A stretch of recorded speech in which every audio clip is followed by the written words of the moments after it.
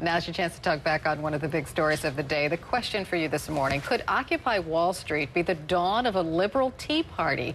Ever since the dawn of the Tea Party, liberal activists have yearned for a revolution of their own. Example, Michael Moore, who is hungry for a mass movement. And how better to, create that than by railing against Wall Street? This is the end result of these bankers overplaying their hand. They were already filthy rich, but filthy rich wasn't enough. Moore is lending his celebrity to the movement and paying to help protesters expand the use of social media. With the help of Twitter and Facebook, the movement has spread to other cities. Hundreds of people have been arrested. And though we see them dressed like zombies and often with confusing messages, they're also attracting some powerful allies, including a half-dozen unions who will march on New York City Hall today. So when you combine clout, money, and anger at the powers that be, it kind of sounds like the start of something, although protesters don't see themselves as political animals. We don't want to be, a left political group. We want to be a political group at all.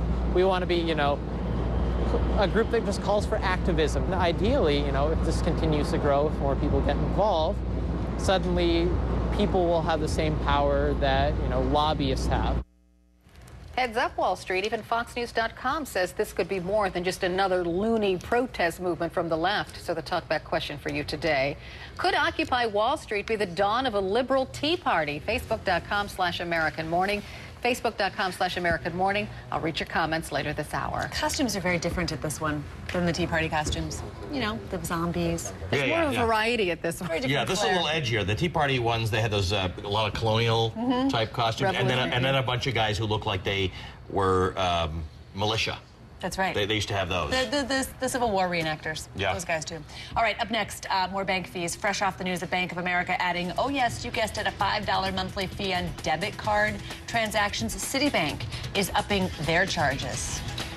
Well, so how do you avoid this if you're a smart consumer? Christine has some ideas. Some tips and tricks for beating the new bank fees coming up next. It's 22 minutes after the hour.